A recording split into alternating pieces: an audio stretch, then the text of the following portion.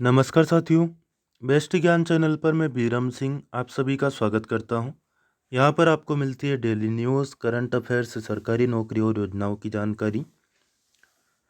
इस वीडियो में हम देखेंगे 18 से 24 जनवरी 2021 के रोजगार निर्माण न्यूज़पेपर का रिव्यू और इसके माध्यम से चर्चा करेंगे सप्ताह भर की करंट अफेयर्स, न्यूज़, सरकारी योजना और नौकरियों की जानकारी पर। वीडियो में दी गई जानकारी आपको उपयोगी लगे तो प्लीज़ लाइक ज़रूर कर दीजिएगा। मुख्यमंत्री शिवराज सिंह चौहान हाल ही में नई दिल्ली के दौरे पर थे। केंद्रीय वित्त मंत्री श्रीमती निर्मला सीतारमण और अन्य मंत्रियों से इन्होंने मुलाकात की। मुख्यमंत्री शिवराज सिंह चौहान ने केंद्रीय वित्त मंत्री से आग्रह किया कि बेहतर वित्तीय प्रबंधन के लिए राज्यों को 1% अतिरिक्त ऋण बाजार से उठाने की अनुमति दी जाए, ताकि वित्तीय संकट और कोविड काल के समय विकास कार्यों की गति पर विपरीत प्रभाव न पड़े और न ही जन कल्याण योजनाओं या अन्य विकास कार्यों में किसी प्रकार की रुकावट आए। मुख्यमंत्री ने वित्त मंत्री को बताया कि प्रधानमंत्री स्वनिधि योजना में मध्य प्रदेश अग्रणी राज्य है, लेकिन कुछ व्यावहारिक दिक्कतों के कारण बैंक प्रार्थी का ऋण आवेदन निरस्त कर देता है। अहम दिक्कत बैंकों द्वारा सिविल रेटिंग मांगा जाना है, जिसकी जानकारी गरीबों के पास होती नहीं है। श्री चौहान ने आग्रह किया कि सिविल रेटिंग स्ट्रीट वेंडर्स पर लागू न हो। केंद्रीय वित्त मंत्री ने इस आग्रह को सहज ही स्वीकार कर लिया है। श्री चौहान ने बताया कि मध्य प्रदेश ने ग्रामीण क्षेत्रों के पथ विक्रेताओं की जिंदगी को पटरी पर लौटाने के उद्देश्य से ग्रामीण पथ विक्रेता योजना बनाई है। मुख्यमंत्री ने बताया कि प्रधानमंत्री श्री मोदी के आत्मनिर्भर भारत बनाने की योजना में सहयोग देने वाले राज्यों के लिए बाजार से अतिरिक्त ऋण लेने की सीमा बढ़ाई जा सकती है। राज्य फिलहाल जीडीपी का 3% ऋण बाजार से ले सकता है। आत्मनिर्भर बनने के लिए प्रधानमंत्री द्वारा बताए गए 4 सुधारों में से हर सुधार करने पर 0.25% जीडीपी का लोन बाजार से लेने का अधिकार मिलेगा।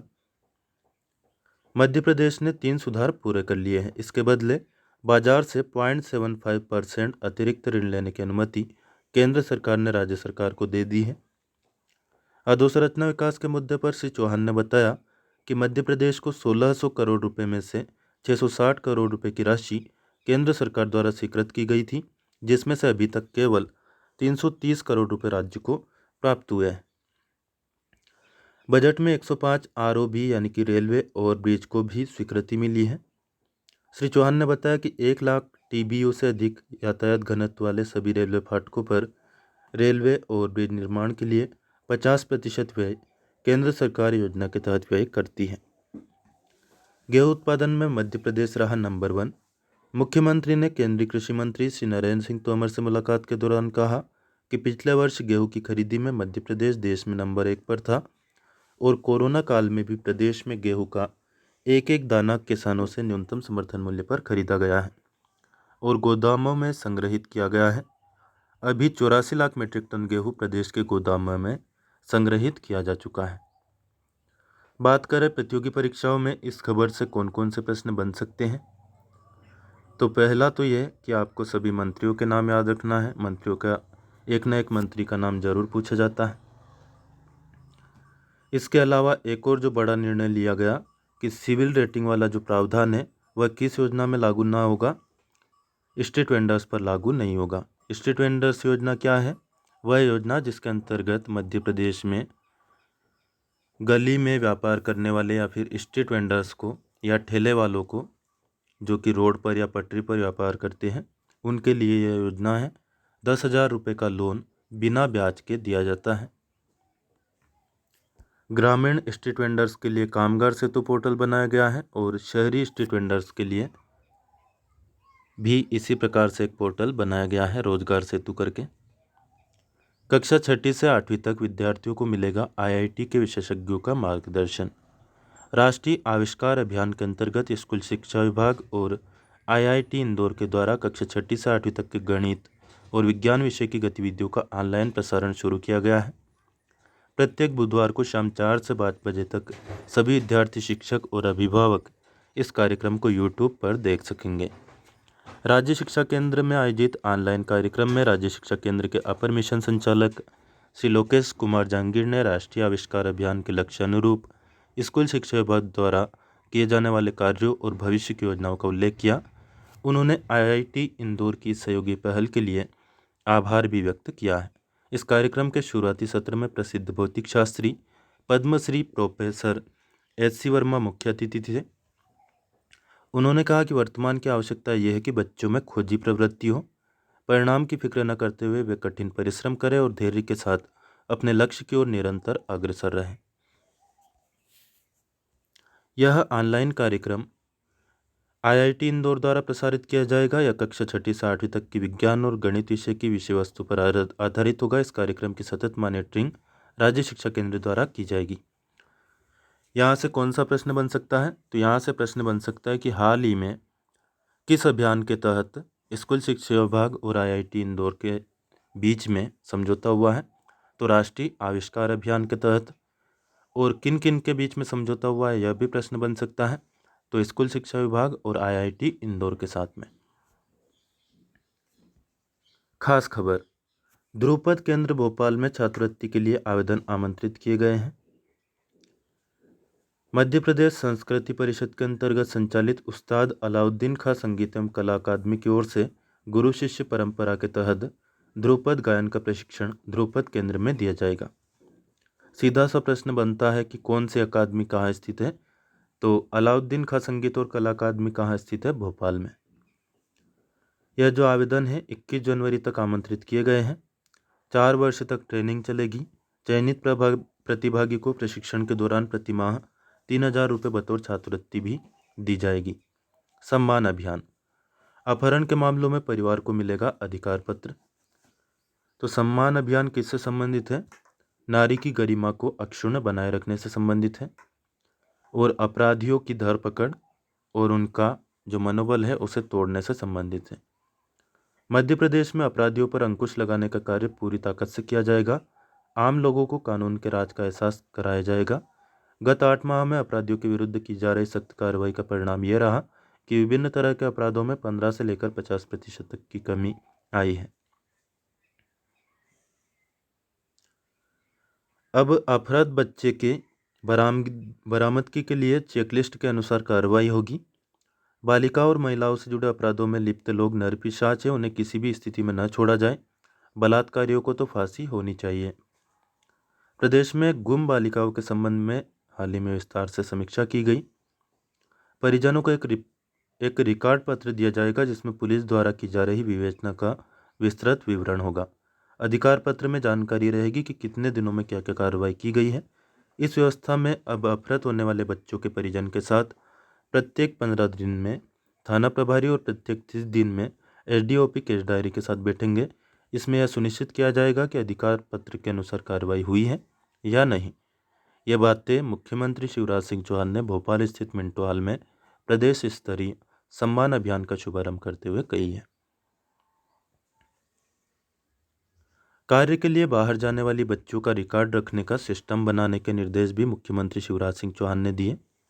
बैठक में गृह मंत्री डॉक्टर नरोत्तम मिश्रा, मुख्य सचिव श्री इकबाल सिंह बैस और पुलिस महानिदेशक श्री विवेक जौहरी उपस्थित थे। इन सभी अधिकारियों का नाम इम्पोर्टेंट है। मध्य प्रदेश के गृह मंत्री कौन है? डॉक्टर नरोत्तम मिश्रा। मुख्य सचिव कौन है? श्री इकबाल सिंह बैस। पुलिस महानिदेशक कौन है? श्री विवेक जौहरी। मुख्यमंत्री ने गायब हुई बालिकाओं के संबंध में कहा कि पुलिस ऐसे मामलों में बालिकाओं की बरामदगी की संख्या बढ़ाए। मुख्यमंत्री ने कहा कि महिलाओं की सुरक्षा और सम्मान के लिए महिला जागरूकता अभियान का संचालन सराहनीय है। बेटियों के गायब होने के मामले में गंभीर कार्रवाई की आवश्यकता है। मुख्यमंत्री ने कहा कि गुम हुई बेटियों को लाना प्राथमिकता हो। मुख्यमंत्री ने कहा ऐसा सिस्टम बनाएं कि जिले से कार्य, रोजगार आदि के लिए बाहर जाने वाली बेटी का पूरा रिकॉर्ड हो जिससे वे शिकायत कर सकें, तभी इसको रोक पाएंगे। पेज नंबर 2 पर बहुत सारे विज्ञापन यहाँ पर दिए हुए हैं। Wanted, Indore Christian college Indore में असिस्टेंट प्रोफेसर वगैरह की ज़रूरत है। खाद्य प्रसंस्करण उद्योग लगाने के लिए सरकार देगी अनुदान। किसान पारंपरिक खेती के साथ फल फूल, मसाला, सब्जियां एवं औषधि वनस्पति की खेती करें, साथ ही उपज की अधिक कीमत प्राप्त करने के लिए खाद्य प्रसंस्करण उद्योग लगाएं। इन सभी उद्यान की फसलों एवं खाद्य प्रसंस्करण यूनिट लगाने के लिए प्रदेश सरकार 50% तक अनुदान यानी कि सब्सिडी देती है। यह बात कही उद्यानिकी और खाद्य प्रसंस्करण राज्य मंत्री स्वतंत्र प्रभार श्री भारत सिंह कुशवाहा ने ग्वालियर जिले के बेरजा में आयोजित हुए जन समस्या निवारण शिविर में भूमि पूजन के दौरान श्री कुशवाहा ने कहा कि किसानों की आय तभी दोगुनी हो पाएगी जब वे पारंपरिक खेती के साथ साथ उद्यान की फसलें भी लगाएंगे। साथ ही किसान सरकारी अनुदान पर खाद्य प्रसंस्करण यूनिट लगाकर अपने पूरे परिवार को रोजगार से जोड़ सकते हैं। सरकार खेतों की चेन फेंसिंग के लिए भी अनुदान मुहैया कराती है। किसानों के लिए लगाए जाएंगे फूड प्रोसेसिंग प्लांट। उद्यानिकी और खाद्य प्रसंस्करण और नर्मदा घाटी विकास राज्य मंत्री श्री भारत सिंह कुशवाहा ने विभाग के अधिकारियों को फूड प्रोसेसिंग प्लांट लगाने का कार्य इसी माह से शुरू करने के निर्देश दिए हैं। श्री कुशवाहा ने बताया कि प्रधानमंत्री श्री नरेंद्र मोदी के आत्मनिर्भर भारत के मंत्र को आत्मसात कर मुख्यमंत्री श्री शिवराज सिंह चौहान ने आत्मनिर्भर मध्य प्रदेश बनाने के लिए विभाग को दिए गए विकास के रोड मैप पर उद्यानिकी विभाग द्वारा अमल शुरू कर दिया है। श्री कुशवाहा ने बताया कि हाल ही में हुई मंत्रिपरिषद की बैठक में अगले 4 वर्षों के लिए फूड प्रोसेसिंग प्लांट लगाने के लिए केंद्र प्रवर्तित प्रधानमंत्री सूक्ष्म खाद्य उन्नयन योजना में 10,500 इकाइयों के लिए 500 करोड़ रुपए की राशि का अनुमोदन किया गया है। इस योजना में केंद्र का अंश 60 और राज्य का 40% रहेगा। योजना के अंतर्गत क्या क्या बनाया जा सकता है? तो योजना के अंतर्गत warehouse, incubation centre, cold storage आदि फूड प्रोसेसिंग प्लांट से जुड़ी अन्य गतिविधियां भी शामिल है। इस वित्तीय वर्ष में 262 इकाइयों को स्थापित करने का लक्ष्य रखा गया है, जिन्हें मार्च के अंत तक पूरा कर लिया जाएगा। सौर ऊर्जा से पर्यावरण और रोजगार के क्षेत्र में होगी नई संभावनाएं। श्री चेतन सोलंकी ने ITI छात्रों को बताए सौर ऊर्जा के लाभ। यहाँ से भी एक प्रश्न बन सकता है कि हाल ही में किसे सौर ऊर्जा का ब्रांड एम्बेसडर मध्य प्रदेश में बनाया गया है? प्रोफेसर चेतन सोलंकी को। श्री चेतन सोलंकी ने मंदसौर जिले के शासकीय ITI सीतामऊ में एनर्जी स्वराज मिशन के तहत कार्यशाला का आयोजन किया। इस आर्टिकल को आप चाहे तो वीडियो को रोक करके या फिर स्क्रीनशॉट लेकर के पढ़ सकते हैं यदि आपको इम्पोर्टेंट लगे। All India institute of local self government में प्रवेश सूचना यहाँ पर जारी की गई है। इंटरेस्टेड हो तो पढ़ सकते हैं। अगले पेज पर बढ़ते हैं। वन्य प्राणी बोर्ड की हाल ही में बैठक संपन्न हुई, तो देखते हैं। संपादकीय काफ़ी इम्पोर्टेंट होता है, तो क्या कुछ खास इस बैठक में निर्णय लिए गए। वन्य क्षेत्रों और वन्य प्राणियों का संरक्षण और वन्य क्षेत्रों में विकास कार्य इस तरह संपादित हो कि इससे मानव जीवन पर भी विपरीत प्रभाव न पड़े। दोनों के मध्य संतुलन रखा जाए। अभयारण्य और राष्ट्रीय उद्यान क्षेत्रों में सड़क निर्माण, संचार विकास और अन्य आवश्यक कार्य वन्य प्राणियों को क्षति पहुँचाए बिना संपन्न हो, इसका ध्यान रखा जाए। ये बातें मुख्यमंत्री श्री शिवराज सिंह चौहान ने कही। मुख्यमंत्री भोपाल में राज्य वन्य प्राणी बोर्ड की 19वीं बैठक को संबोधित कर रहे थे। बैठक में बताया गया कि प्रदेश के कुनो राष्ट्रीय उद्यान और नौरादेही वन्य प्राणी अभयारण्य में चीतों के रहवास के लिए उपयुक्त पाए जाने की स्थिति है। कौन सा राष्ट्रीय उद्यान कहाँ पर स्थित है, यह भी आपको पता होना चाहिए। कमेंट करके बताइएगा कि कुनो और नौरादेही वन्य प्राणी अभयारण्य और राष्ट्रीय उद्यान जो है ये कहाँ पर स्थित है। देखिए, आप कमेंट करके जवाब देते हैं तो थोड़ा सा हमारा मनोबल बढ़ता है कि हाँ, बच्चे इंटरेस्ट ले रहे हैं। कुनो राष्ट्रीय उद्यान जो करीब 750 वर्ग किलोमीटर में स्थित है, वहाँ मात्र एक गांव है जिसके स्थापन की प्रक्रिया चल रही है। इसी तरह 1000 किलोमीटर से अधिक वर्ग किलोमीटर में स्थित नौरादेही वन्य प्राणी अभयारण्य सागर, दमोह और नरसिंहपुर जिलों में स्थित है। यहाँ वर्तमान में 63 गाँवों में से 13 गाँव स्थापित किए जा चुके हैं। तो कमेंट करके बताइएगा कि नौरादेही वन्य प्राणी अभयारण्य किन जिलों में स्थित है। यहाँ पर वर्तमान में 63 गाँवों में से 13 गाँव स्थापित किए जा चुके हैं। अन्य 15 गाँव के स्थापन की प्रक्रिया प्रचलन में है।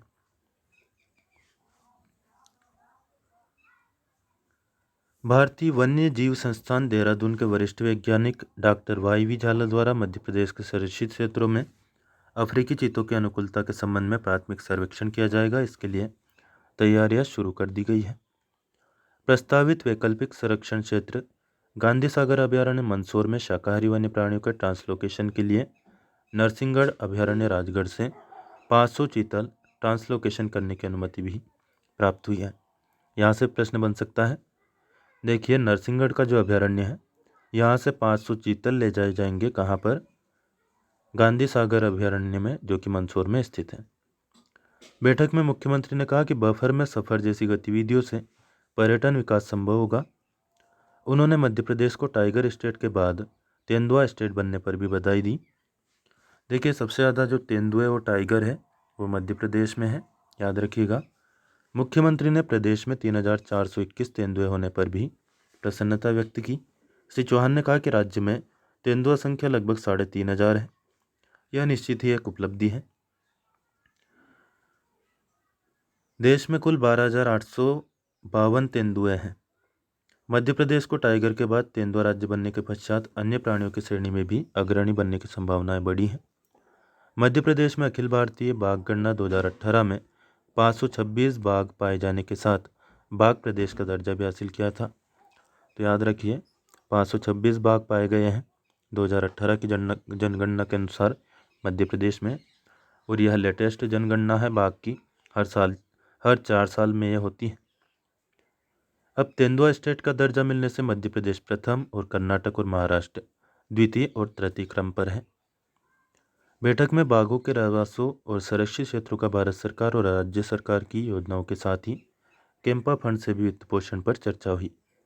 संरक्षित क्षेत्रों में रहवास प्रबंधन, वन्य प्राणियों की सुरक्षा, अग्नि सुरक्षा, मानव वन्य प्राणी द्वंद्व के प्रबंधन और बाघ एवं शाकाहारी वन्य प्राणियों के अधिक घनत्व के क्षेत्रों से कम घनत्व के संरक्षित क्षेत्रों में ट्रांसलोकेशन किए जाने पर चर्चा हुई।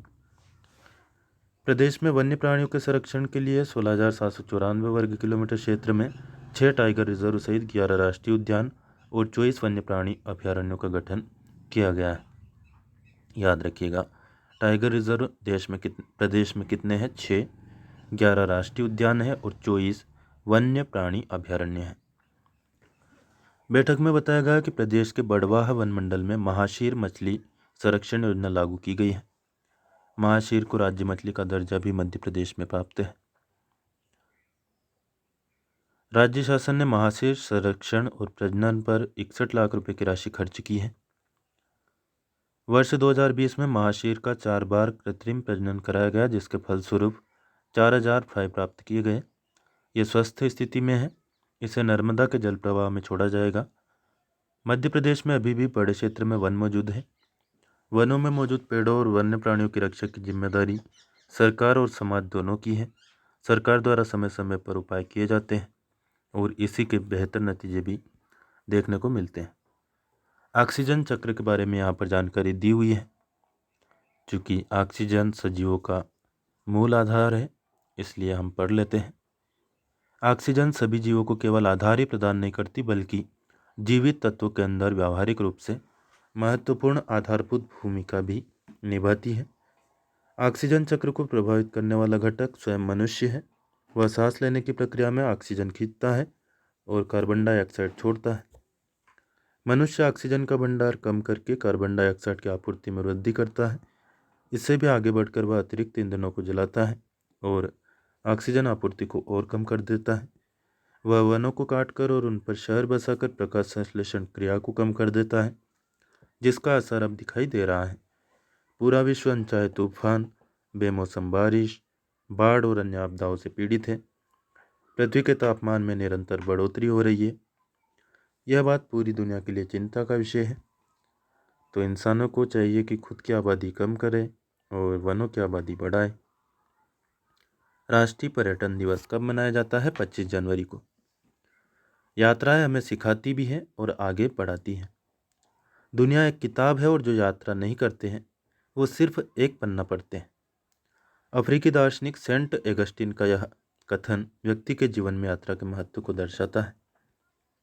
इतिहास में हम पढ़ते हैं कि भारत के प्रसिद्ध मसालों की तलाश में ही 1498 के पुर्तगाली नागरिक वास्को डी गामा ने यूरोप के लिए भारत के समुद्री मार्ग की खोज की थी। तो याद रखिए, कहा जाता है कि वास्को डी गामा ने भारत की खोज की थी, लेकिन भारत की खोज नहीं की थी। वास्तव में उसने भारत के लिए समुद्री मार्ग की खोज की थी, क्योंकि भारत तो पहले भी दुनिया के लिए था, दुनिया में मौजूद था। लेकिन यूरोपियों को तब पता चला था कि हाँ देखिए, इधर भी भारत नाम का कोई देश है। जनवरी के सर्द मौसम में भारतीय संस्कृति और धरोहरों के प्रति विश्व भर के लोगों को आकर्षित करने, जागरूकता बढ़ाने और इन्हें अधिक से अधिक संख्या में यहाँ आने के लिए प्रोत्साहित करने के लिए 25 जनवरी को मनाया जाता है राष्ट्रीय पर्यटन दिवस। कोरोना के बाद स्थानीय पर्यटन में भी संभावनाएं तलाशी जा रही है। भारत में हरियाली, बर्फ, पहाड़, नदियाँ, झरने, रेगिस्तान, वन्य जीव और आदिवासी संस्कृति, लंबे समुद्र तट समेत वह सब कुछ है जो हम विश्व के अलग अलग कोनों में देखने के लिए जाते रहे हैं। तो अब कोविड की वजह से अन्य जगहों पर भ्रमण थोड़ा कम हुआ है, तो स्थानीय पर्यटन को भी बढ़ावा देने के लिए लगातार कार्य किया जा रहा है। पर्यटन के लिए प्रमुख रूप से पहचाने जाने वाले राजस्थान राज्य की यदि हम बात करें तो 2019 की तुलना में 2020 में लगभग 69.9% भारतीय पर्यटकों की संख्या में कमी आई है। इस उद्योग से जुड़े लोगों के सामने आर्थिक संकट खड़े हो गए, लेकिन एक बार फिर स्थिति में अब धीरे धीरे सुधार होने लगा है, खास तौर पर लॉकडाउन हटने के बाद में। मध्य प्रदेश में स्थित विश्व प्रसिद्ध कान्हा नेशनल पार्क भी इन दिनों पर्यटकों से आबाद है। दीपावली के बाद से यहाँ पर्यटकों की तादाद लगातार बढ़ रही है। कान्हा किसली कहाँ पर स्थित है? मंडला में। इसके साथ ही इस समय कान्हा में बाघ भी लोगों को दिखाई दे रहे हैं। फिर भी 2020-21 वर्तमान साल में मानसून सीजन के बाद कान्हा पार्क खुलते ही पहले की माह अक्टूबर में गत वर्ष से करीब 2 गुने 11,875 पर्यटक आए हैं। इस वर्ष नवंबर माह में 19,682 पर्यटक आए हैं, जिसमें 12 विदेशी पर्यटक भी शामिल हैं। तो गत वर्ष के मुकाबले नवंबर महीने में 2,000 देशी पर्यटक इस वर्ष बढ़े। पर्यटकों को लुभाने के लिए नए नए प्रयोग किए जाते हैं। भारतीय रेलवे विस्टाडम कोच शुरू करने जा रहा है। LHV क्लास के इन कोच के माध्यम से पर्यटक ट्रेन में रेलवे लाइन के खूबसूरत नज़ारों का आनंद ले सकेंगे। पर्यटक ट्रेन चलने पर बड़े ग्लास से पीछे का नज़ारा साफ दिखाई देगा। हर कोच में 44 पर्यटकों के बैठने की क्षमता होगी और भी बहुत सारी सुविधा इसमें रहने वाली है। इन कोचों का 180 किलोमीटर प्रति घंटे की स्पीड का ट्रायल कर लिया गया है। हर सीट में चार्जिंग पॉइंट, संगीत सुनने वालों के लिए डिजिटल स्क्रीन, साउंड और वाईफाई की सुविधा भी दी जाएगी।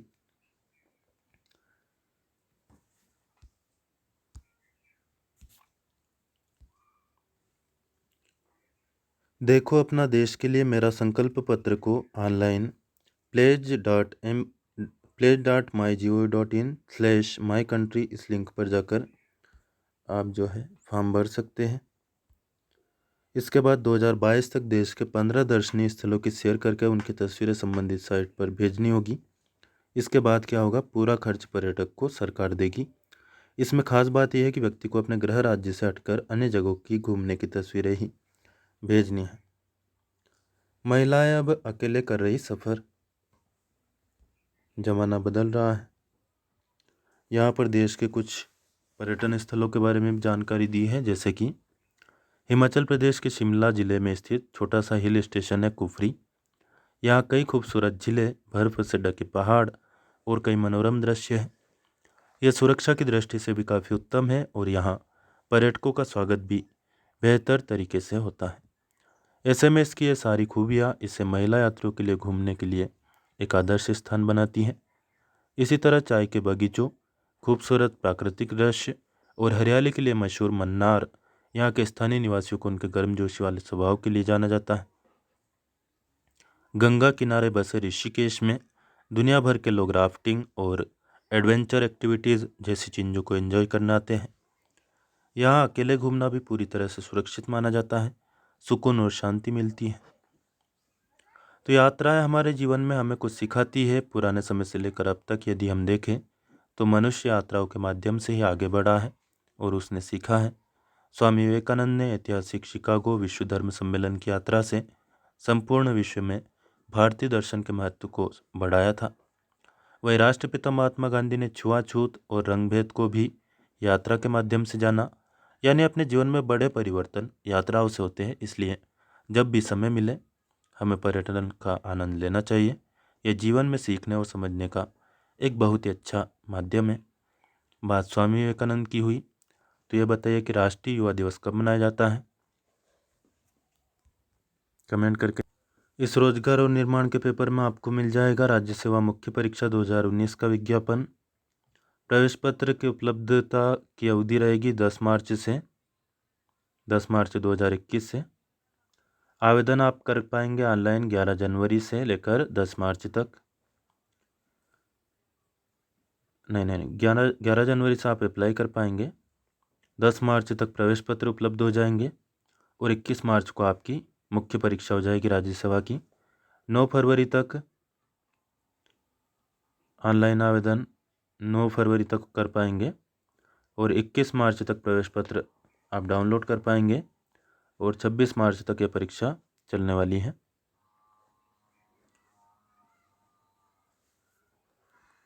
परीक्षा जिन केंद्रों पर आयोजित की जाएगी वे हैं इंदौर, भोपाल, ग्वालियर, जबलपुर, छिंदवाड़ा, रतलाम, सतना और शहडोल।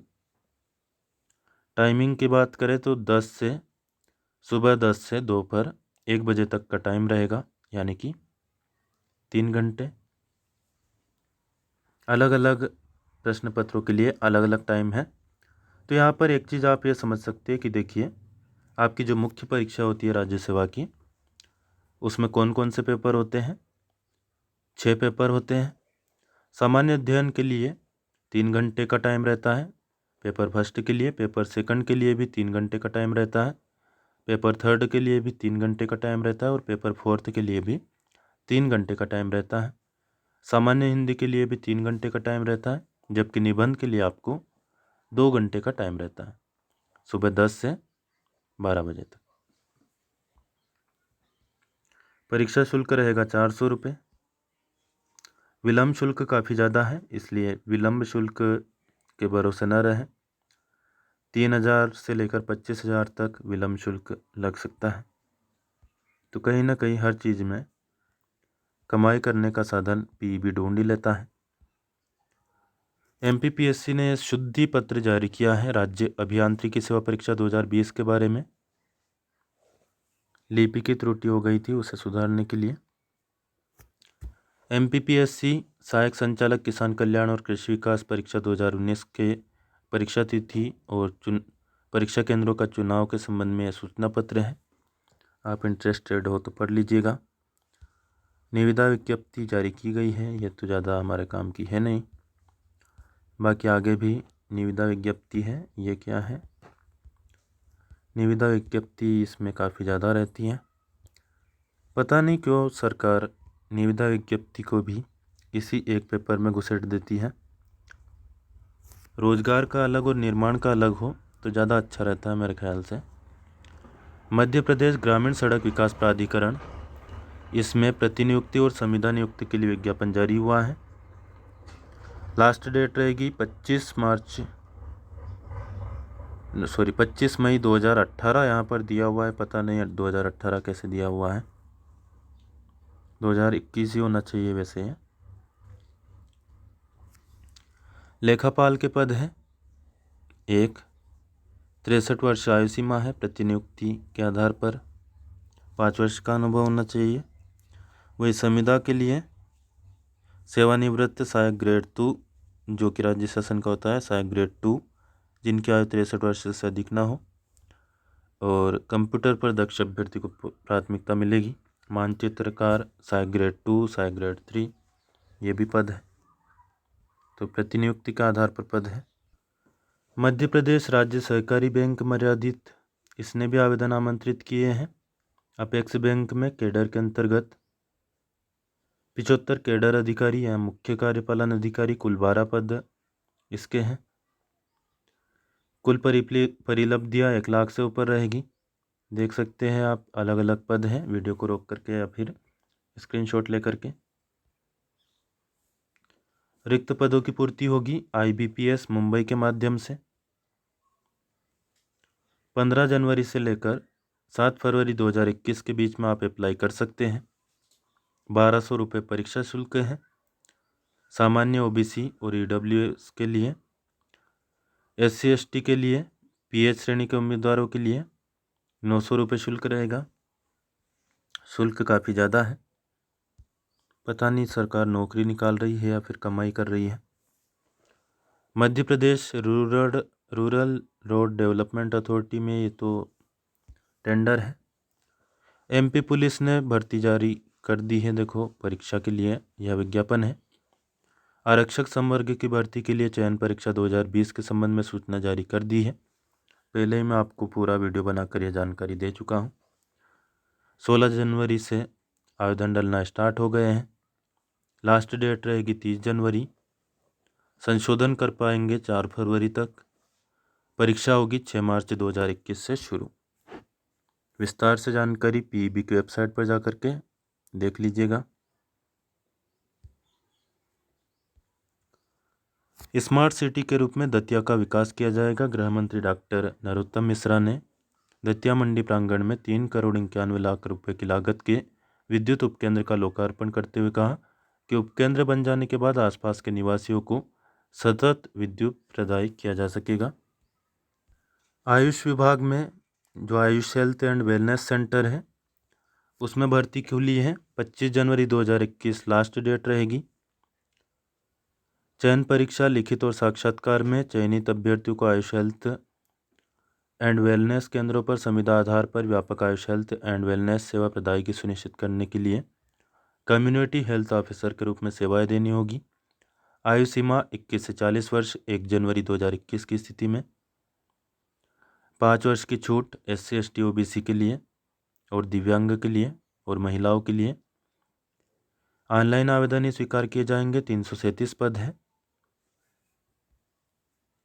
शैक्षणिक योग्यता की बात करें तो इसमें मांगा है BAMS। मुख्यमंत्री शिवराज सिंह चौहान ने हाल ही में चाय पर चर्चा करना शुरू किया है। 11 जनवरी को जो मध्य प्रदेश के औद्योगिक नीति और निवेश प्रोत्साहन मंत्री हैं श्री राजवर्धन सिंह दत्तीगांव, इनके साथ इन्होंने चर्चा की। चर्चा के दौरान उद्योग संवर्धन नीति के अंतर्गत प्रावधानित विभिन्न सुविधाओं के प्रकरणों में औद्योगिक इकाइयों के लगभग 1700 करोड़ रुपए के क्लेम प्रकरणों में सहायता राशि के वितरण के लिए वित्त विभाग से अतिरिक्त बजट आवंटन कराए जाने का अनुरोध करने का निर्णय लिया गया है। भारत शासन की फार्मा प्रोत्साहन योजना के अंतर्गत औद्योगिक क्षेत्र मोहासा बाबई जिला होशंगाबाद में बल्क ड्रग पार्क और मेडिकल डिवाइस पार्क की स्थापना के लिए प्रेषित प्रस्ताव की स्वीकृति के संबंध में केंद्रीय मंत्री केमिकल एंड फर्टिलाइजर मंत्रालय भारत सरकार से अनुरोध किया जाएगा। यही महत्वपूर्ण निर्णय है जो कि लिए गए। व्हाट्सएप पिक्चर मैसेज क्रिएटिंग प्रतियोगिता। महिला बाल विकास विभाग द्वारा व्हाट्सएप पिक्चर मैसेज क्रिएटिंग प्रतियोगिता आयोजित की जा रही है। प्रतियोगिता बच्चों, किशोरी बालिकाओं और महिलाओं को स्वास्थ्य पोषण विकास, महिला एवं किशोरी सशक्तिकरण, महिला एवं बच्चों की सुरक्षा और जेंडर समानता विषय पर आधारित होगी। 18 से 40 वर्ष के आयु समूह के लिए प्रतियोगिता की अंतिम तिथि है 26 जनवरी। कुल 55 पुरस्कार दिए जाएंगे, जिसमें 10,000 रुपये का प्रथम पुरस्कार 5 लोगों को दिया जाएगा। इसी तरह 5,000 रुपये के 10 द्वितीय तथा 1,000 रुपये के कुल 50 तृतीय पुरस्कार दिए जाएंगे।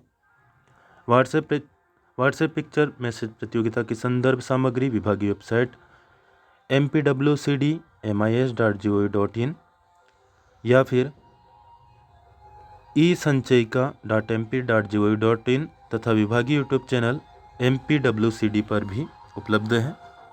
प्रतिभागी अधिक जानकारी के लिए और अपनी प्रविष्टि अपलोड करने के लिए www.amratpan.org पर भी लॉगिन कर सकते हैं।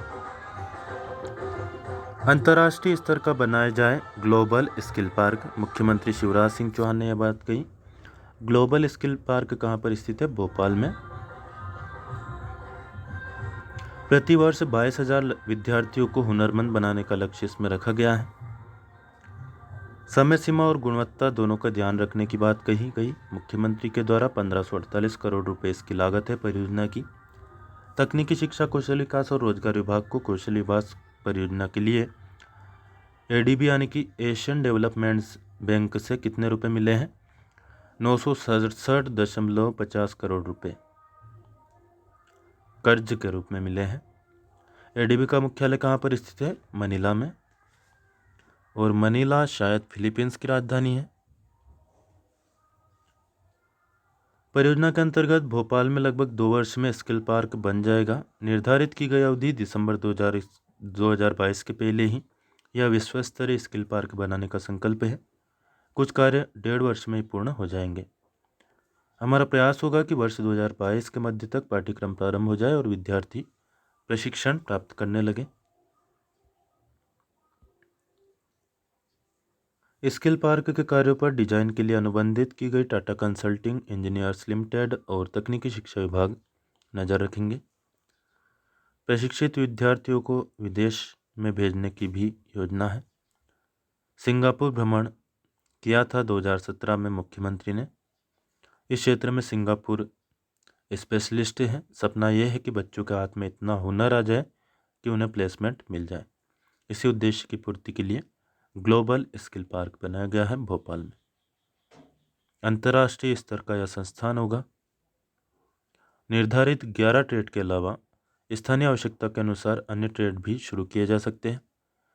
जो ट्रेड फिलहाल तय किए गए हैं वे हैं mechatronics, mobile electronics, power and control, network and system administration, refrigeration and air conditioning, mechanical and electrical services, automotive, mechanical technology, hospitality, retail और प्रिसीजन इंजीनियरिंग।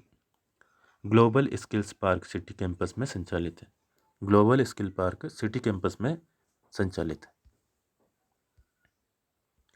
प्रधानमंत्री जी की हर योजना के क्रियान्वयन में मध्य प्रदेश लीडर है। वर्ष 2023 तक मध्य प्रदेश के हर घर में नल के द्वारा जल प्रदाय होगा। केंद्रीय जल शक्ति मंत्री श्री गजेंद्र सिंह शेखावत और मुख्यमंत्री शिवराज सिंह चौहान भोपाल में अटल भूजल योजना और जल शक्ति मिशन की प्रगति की समीक्षा कर रहे हैं। फोटो में आप देख सकते हैं।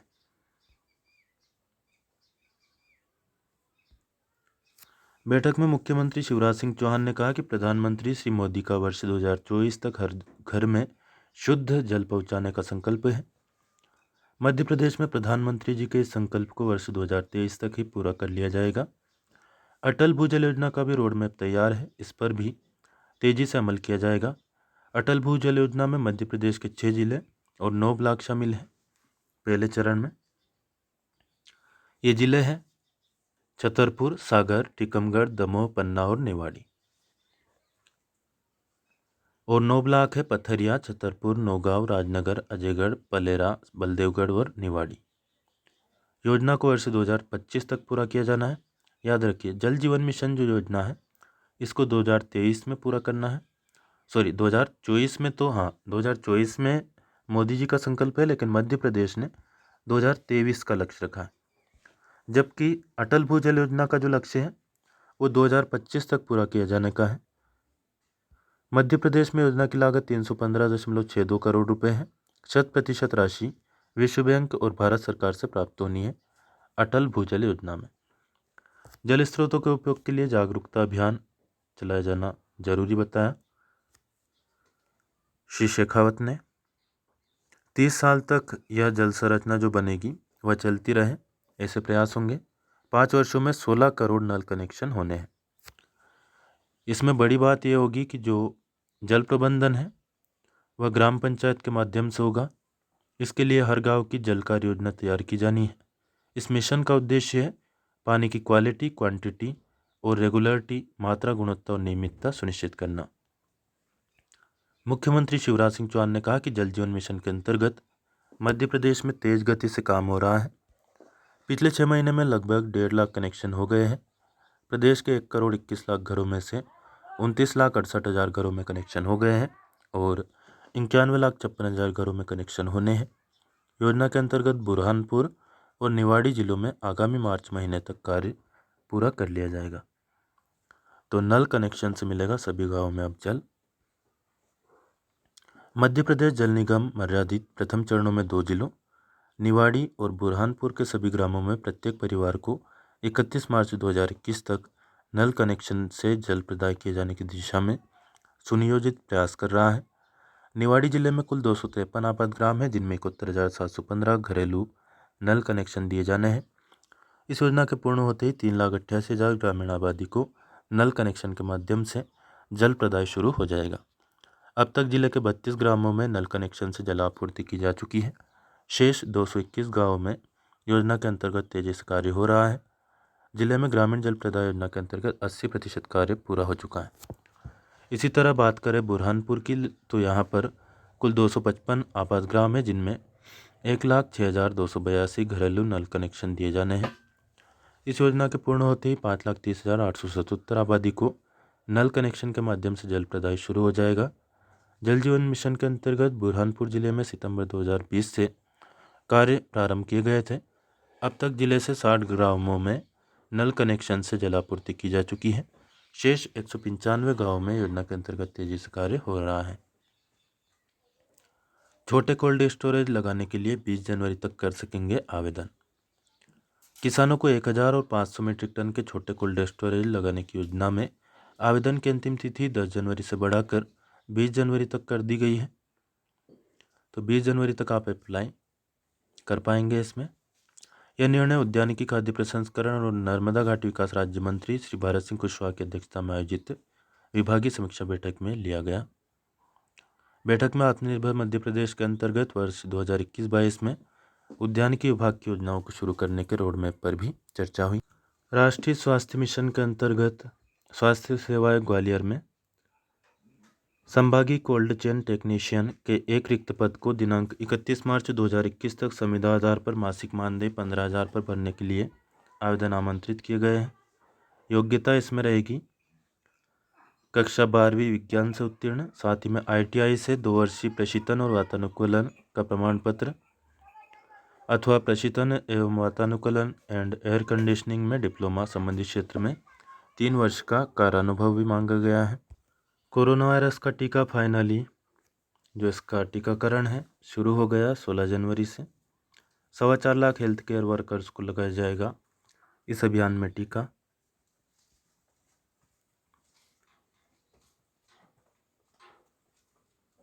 टीके की बात करें तो पहला डोज लगेगा, उसके बाद में इसे 28 दिन के बाद फिर से लगाया जाएगा। इसके 14 दिनों के बाद मानव शरीर में एंटीबॉडी का निर्माण होगा, यानी 14 दिन और जोड़ लो 28 दिन में, तो 14×3 42 दिन के बाद में एंटीबॉडी आपके शरीर की विकसित होगी। टीका लगने के बाद तत्काल प्रभाव नहीं होता है। प्रदेश में जिलावार वैक्सीन का आवंटन किया गया है।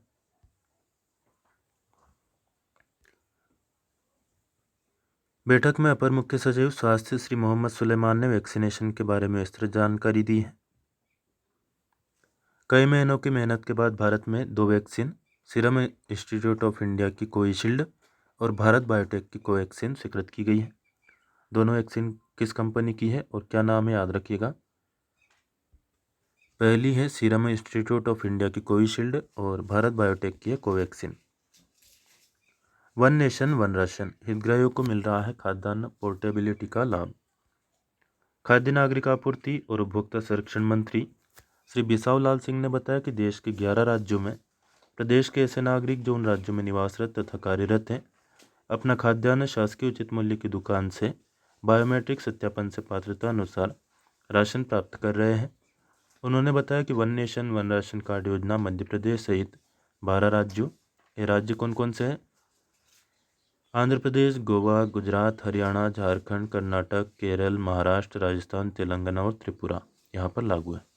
प्रश्न बन सकता है, निम्न में से किस राज्य में one nation one ration card योजना लागू हो चुकी है या लागू है या किस में लागू नहीं है?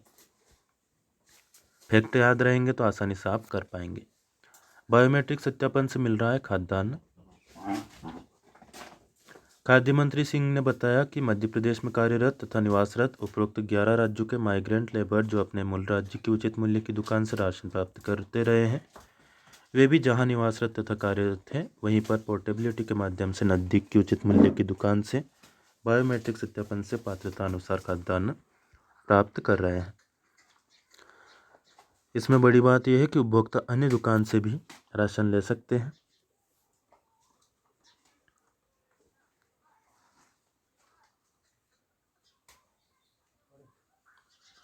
One nation one ration card Covid में ज़्यादा उपयोगी होगी, यह बात कही। उचित मूल्य की दुकान से गेहूं, चावल, शक्कर, केरोसिन और नमक का वितरण कोविड के दौरान भी किया गया है। मंत्रिपरिषद के निर्णय। प्रधानमंत्री सूक्ष्म खाद्य उन्नयन योजना के लिए 500 करोड़ रुपए की मंजूरी दी गई है। मुख्यमंत्री शिवराज सिंह चौहान की अध्यक्षता में भोपाल में संपन्न हुई मंत्रिपरिषद की बैठक में केंद्र प्रवर्तित योजना प्रधानमंत्री सूक्ष्म खाद्य उन्नयन योजना PMFME को वर्ष 2020-21 से 24-25 तक के लिए 500 करोड़ रुपए की राशि के साथ मंजूरी दी गई।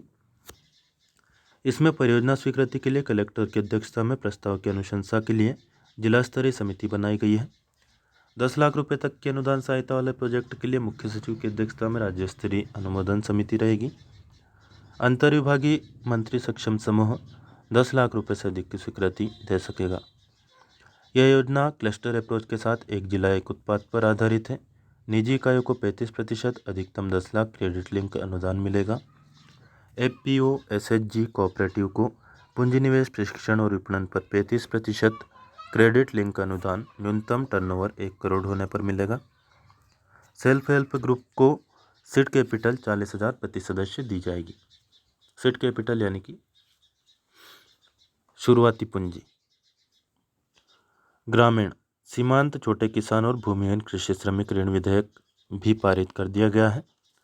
मंत्रिपरिषद ने मध्य प्रदेश ग्रामीण सीमांत व छोटे किसान तथा भूमिहीन कृषि श्रमिक ऋण विमुक्ति विधेयक 2020 के संबंध में संविधान के अनुच्छेद 304B के परंतु के अनुसरण में विधेयक को विधानसभा में पुनः स्थापित करने के पहले राष्ट्रपति की अनुमति प्राप्त और विधानसभा में पारित कराने की सभी कार्रवाई के लिए राजस्व विभाग को अधिकृत किया। पूर्व में मध्य प्रदेश अनुसूचित जनजाति ऋण विमुक्ति 2020 के अंतर्गत राज्य के अनुसूचित क्षेत्रों में निवासरत मध्य प्रदेश की अनुसूचित जनजातियों के सदस्यों को ऋणग्रस्तता से राहत के लिए उपबंध किए गए हैं। मध्य प्रदेश ग्रामीण सीमांत और छोटे किसान तथा भूमिहीन कृषि श्रमिक ऋण विमुक्ति विधेयक 2020 में भी समान प्रकार के उपबंध है जो कि विधेयक में प्रस्तावित किए गए हैं। ग्रामीण क्षेत्रों के भूमिहीन कृषि श्रमिक, सीमांत किसान तथा छोटे किसान राज्य के अनुसूचित क्षेत्रों में निवासरत मध्य प्रदेश के अनुसूचित जनजातियों के सदस्यों को छोड़कर इनको नियमों और प्रक्रिया के विरुद्ध तथा अत्यंत ऊंची ब्याज दरों पर दिए गए ऋण की समस्या का निरंतर सामना करना पड़ रहा है। इसका परिणाम ऐसे व्यक्तियों की वित्तीय हानि, मानसिक प्रताड़ना तथा शोषण के रूप में निकलता है। ऐसे भूमिहीन कृषि श्रमिकों, सीमांत किसानों तथा छोटे किसानों को 15 अगस्त 2020 तक उन्हें दिए गए कतिपय ऋण जिनमें ब्याज की राशि शामिल है उसके उन्मोचन द्वारा राहत देने के लिए मध्य प्रदेश ग्रामीण ऋण विमुक्ति विधेयक 2020 प्रस्तावित किया गया है। वर्ष 2020 के खेलो इंडिया गेम्स भोपाल में आयोजित होंगे। मोस्ट इम्पोर्टेंट है, याद रखिएगा। मध्य प्रदेश के 2 खिलाड़ियों चिंकी यादव और ऐश्वर्य प्रताप सिंह द्वारा शूटिंग में ओलंपिक कोटा जीतना भी गर्व का विषय है। इसी प्रकार प्रदेश के 25 खिलाड़ी ओलंपिक क्वालिफायर के रूप में प्रशिक्षण प्राप्त कर रहे हैं। ये बातें मुख्यमंत्री शिवराज सिंह चौहान ने भोपाल में खेल और युवा कल्याण विभाग के कार्यों की समीक्षा के दौरान कही। मुख्यमंत्री कप और विधायक कप का आयोजन होगा। गत सरकार ने विधायक कप बंद कर दिया था, जिससे फिर से शुरू किया जाएगा। योग खेलो इंडिया गेम्स 2021 में शामिल कर लिया गया है। भारत सरकार द्वारा प्रदेश में योग के विस्तार के लिए जिला स्तर पर विवेकानंद योग सेंटर की स्थापना होगी। इसके बाद विकासखंड स्तर पर इनका विस्तार किया जाएगा। भोपाल में पुरुषों की हॉकी तथा मार्शल आर्ट अकादमी फिर से स्थापित की जाएगी और महिला हॉकी अकादमी ग्वालियर में पुनः स्थापित की जाएगी।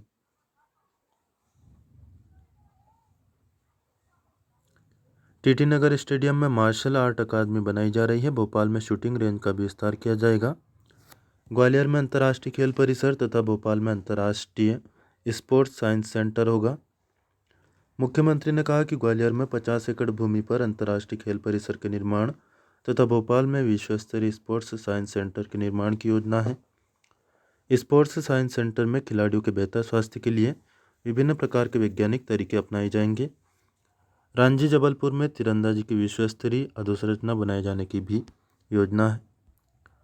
5 माह में 10 अंतर्राष्ट्रीय और 40 राष्ट्रीय पदक। खेल मंत्री श्रीमती सिंधिया ने बताया कि कोरोना काल में अगस्त माह से प्रदेश की खेल अकादमियों को प्रारंभ कर दिया गया था।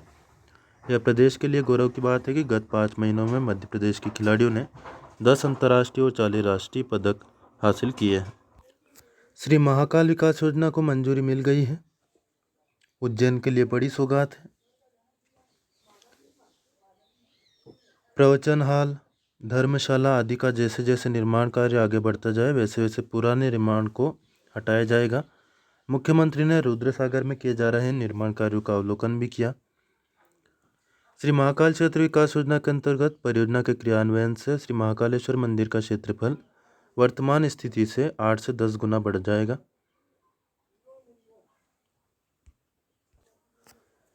स्कूल शिक्षा विभाग की उमंग किशोर हेल्पलाइन ने मध्य प्रदेश के विद्यार्थियों को सही मार्गदर्शन देने में अपनी महत्वपूर्ण भूमिका निभाई है। उमंग किशोर हेल्पलाइन की वीडियो फिल्म का हाल ही में विमोचन किया गया और उत्कृष्ट कार्य करने वाले शिक्षकों को भी पुरस्कृत किया गया है। स्कूल शिक्षा राज्य मंत्री है इंदर सिंह परमार। इन्होंने भोपाल स्थित मंत्रालय में उमंग कौशल शिक्षा कार्यक्रम और हेल्पलाइन की प्रथम वर्षगांठ पर निर्मित वीडियो फिल्म के विमोचन किया और ट्रॉफी और प्रशस्ति पत्र देकर शिक्षकों को सम्मानित किया। उमंग किशोर हेल्पलाइन में राज्य स्तर पर उत्कृष्ट प्रदर्शन करने वाले 5 जिलों को जो सम्मान और ट्रॉफी दी गई है। ये 5 जिले हैं ग्वालियर, होशंगाबाद, रतलाम, छतरपुर और सिवनी। इसके साथ ही 37 शिक्षकों को भी प्रशस्ति पत्र दिया गया। उमंग किशोर हेल्पलाइन का टोल फ्री नंबर है 14425। आयुक्त लोक शिक्षण श्रीमती जयश्री कियावत ने बताया कि वर्ष 2017 से मध्य प्रदेश में कक्षा 9वीं से 12वीं तक के विद्यार्थियों के लिए जीवन कौशल शिक्षा कार्यक्रम उमंग को शुरू किया गया है।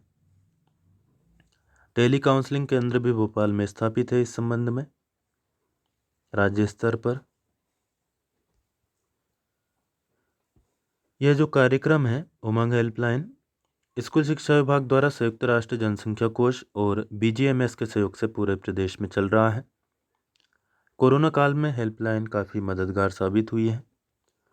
छात्रों द्वारा किए गए कॉल्स में मुख्यतः अकादमिक, करियर, किशोरावस्था, कोविड-19 सपोर्ट, मानसिक स्वास्थ्य, रिलेशनशिप, नशे की लत, हिंसा, आत्महत्या, बाल विवाह आदि से संबंधित प्रश्न पूछे गए और मार्गदर्शन भी उनको दिया गया है। गृह मंत्री डॉक्टर नरोत्तम मिश्रा ने बताया कि 9 जनवरी से मध्य प्रदेश में धार्मिक स्वतंत्रता अधिनियम 2020 ने मूर्त रूप ले लिया है। 9 जनवरी से लागू हो गया है मध्य प्रदेश धार्मिक स्वतंत्रता अधिनियम। गजट नोटिफिकेशन भी इसका जारी हो चुका है। अब जबरन, भयपूर्वक, डरा धमकाकर, प्रलोभन देकर, बहला फुसलाकर, धर्म परिवर्तन करवाकर विवाह करने और करवाने वाले व्यक्ति, संस्था या स्वयंसेवी संस्था की शिकायतें प्राप्त होते ही तत्काल अध्यादेश में किए गए प्रावधानों के मुताबिक कार्रवाई की जाएगी। आपकी समस्या का हल आपके द्वार अभियान को तत्परता से चलाने के निर्देश दिए गए किसान कल्याण और कृषि विकास मंत्री श्री कमल पटेल के द्वारा। किसान कल्याण और कृषि विकास मंत्री श्री कमल पटेल ने हरदा में महिलाओं के प्रति अपराध रोकने के लिए एक जागरूकता रथ को हरी झंडी दिखाई।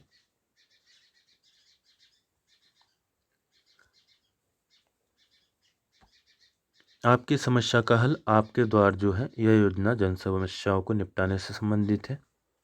हरदा में खासतौर पर चलाई गई है। जिले के 173 गांवों में सर्वे का कार्य पूर्ण हो चुका है। गरीबों और वंचितों के सामाजिक और आर्थिक सुदृढ़ीकरण के लिए जो सर्वे चलाया जा रहा है वह शहरी क्षेत्र में भी 27 वार्डों में सर्वे कार्य पूर्ण कर लिया गया है। उल्लेखनीय कि अभियान के अंतर्गत हरदा जिले में परिवारों को विभिन्न प्रकार की पेंशन, जाति प्रमाण पत्र, विकलांगता प्रमाण पत्र, आवास योजना का लाभ, आयुष्मान कार्ड, BPL कार्ड और नामांतरण बंटवारा जैसे 26 प्रकार की अनिवार्य सेवाओं का लाभ वंचितों को दिलाया जाना है। फीड इन टैरिफ निर्धारण पर ऑनलाइन जन सुनवाई 19 जनवरी को होगी। प्रधानमंत्री कुसुम योजना के तहत विकेंद्रीकृत सौर ऊर्जा संयंत्रों से बिजली के विक्रय संबंधी फीड इन टैरिफ के निर्धारण के लिए मध्य प्रदेश विद्युत नियामक आयोग में दायर याचिका पर ऑनलाइन जन सुनवाई 19 जनवरी 2021 को प्रातः 11 बजे से होगी। ऊर्जा निगम ने इसके लिए 3.18 रुपये प्रति यूनिट की दर से निवेदन किया है। समय सीमा में अपने लिखित विचार, टिप, आपत्ति और सुझाव देने के इच्छुक व्यक्ति अपना मोबाइल नंबर और ईमेल ID आयोग को भेजकर अपना पक्ष प्रस्तुत कर सकते हैं। पंचायतों की व्यवस्था में लघु वनोपज को जोड़ा जाएगा। उपार्जन संबंधी नीति में भी आवश्यक संशोधन किए जाएंगे। अपर मुख्य सचिव पंचायत और ग्रामीण विकास हैं श्री मनोज श्रीवास्तव, इनकी अध्यक्षता में लघु वनोपज के उत्पाद उपार्जन वर्तमान नीति में संशोधन संबंधी गठित समिति की बैठक विंध्याचल भवन में संपन्न हुई। ग्राम सभा में ग्राम के आर्थिक विकास की योजनाओं की पहचान होगी और लघु वनोपज संग्राहकों के लिए हाट बाजार भी तैयार किए जाएंगे। भामाशाह योजना फिर से शुरू कर करदाताओं को करेंगे पुरस्कृत। मध्य प्रदेश में वित्त वर्ष में कर अपवंचन मामलों से मिले 200 करोड़ रुपए। तो मुख्यमंत्री शिवराज सिंह चौहान ने भोपाल में वन नेशन वन टैक्स एक भारत सशक्त भारत बैठक को संबोधित किया। भामाशाह योजना जो है ईमानदार करदाताओं को प्रोत्साहित करने के लिए है और पुरस्कार भी उनको दिया जाएगा। और विस्तार से इस खबर को आप यहाँ पर पढ़ सकते हैं। साथियों, जितनी भी सरकारी नौकरी की जानकारी और मध्य प्रदेश की जितनी भी सरकारी योजनाओं की जानकारी इसमें दी गई थी पेपर में, उन पर हम चर्चा कर चुके हैं।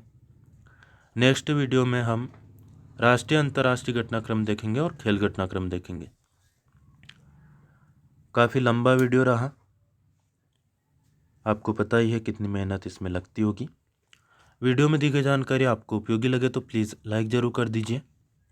अन्य दोस्त जो भी आपसे जुड़े हो फेसबुक, व्हाट्सएप या टेलीग्राम पर, प्लीज़ उनको भी शेयर करें।